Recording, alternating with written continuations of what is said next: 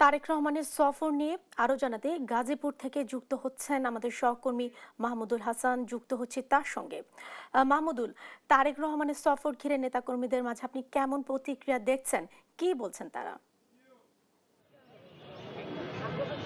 ধন্যবাদ জেসিকা। আমি এই মুহূর্তে দাঁড়িয়ে আছি গাজীপুরের ঐতিহাসিক রাজবাড়ী মাঠে এবং এই মাঠেই আগামীকালকে তারেক রহমানের সমাবেশ হওয়ার কথা ছিল। কিছুক্ষণ আগে তারেক রহমানের যে ব্যক্তিগত নিরাপত্তা সংস্থা আছে সিএসএফ, তারা কিন্তু এসেছিলেন মাঠ পরিদর্শনে এবং তারা মাঠ পরিদর্শন শেষে এখান থেকে শালনার এন নাসিরউদ্দিন খান উচ্চ বিদ্যালয়ে মাঠ পরিদর্শনে গিয়েছেন এবং সীমানা এখানকার যে সমাবেশস্থল সেটি পরিবর্তন হওয়ার কথা রয়েছে।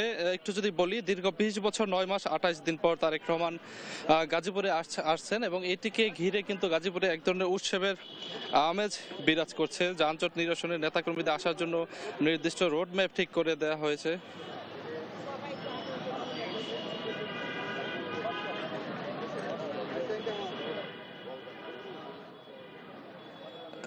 বিকল্প পথ যেমনটি বলছিলাম, নেতাকর্মীদের আসার জন্য নির্দিষ্ট রোড ম্যাপ ঠিক করে দেওয়া হয়েছে।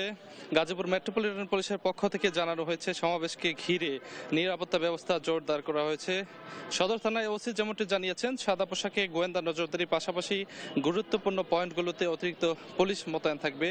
এখন যেহেতু বিকেল 4টা বাজে, সময় যত গড়াচ্ছে আশপাশের এলাকা থেকে নেতাকর্মীদের আনাগোনা ততই বাড়ছে। স্থানীয় নেতারা দাবি করছেন এই সমাবেশ কেবল একটি জনসভা নয়, বরং দীর্ঘ 2 দশকের অপেক্ষার অবসান ঘটিয়ে গাজীপুরের রাজনীতিতে বিএনপির নতুন শক্তি প্রদর্শনের একটি বড় মহড়া। তবে শুরুতে যেমনটি বলছিলাম যে তারেক রহমানের যে নিরাপত্তার দায়িত্বে থাকা ব্যক্তিগত সংস্থা সিএসএফ, তারা যেহেতু রাজবাড়ী মাঠ কিছুক্ষণ আগে এসে পরিদর্শন করে গিয়েছেন, এখানে গাজীপুরের জেলা পর্যায়ের শীর্ষ নেতারা উপস্থিত ছিলেন। মঞ্জুরুল করিম রনি উপস্থিত ছিলেন, শওকত হোসেন সরকার সহ কাজী সাইদুল রহমান বাবুল, বিএনপি শীর্ষ নেতারা এক কথায় এখানে উপস্থিত ছিলেন এবং সিএসএফ এর সদস্যরা মাঠটি পরিদর্শন করেছেন। এবং আপনারা দেখছেন যে বাস মঞ্চ বানানোর জন্য কিছুটা কাজ করা হয়েছিল এবং এখান থেকে যেহেতু একটি সিদ্ধান্ত পরিবর্তনের সম্ভাবনা রয়েছে, তাই আপাতত কিন্তু কাজ বন্ধ রয়েছে এবং শালনার এএনএম নাসিরউদ্দিন খান উচ্চ বিদ্যালয় মাঠে সিএসএফ এর সদস্যরা সহ বিএনপির জেলা বিএনপির শীর্ষ নেতারা সেখানে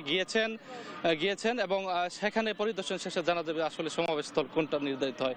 তো গাজীপুরের রাজবাড়ী মাঠ থেকে এই ছিল আমার কাছে সবশেষ।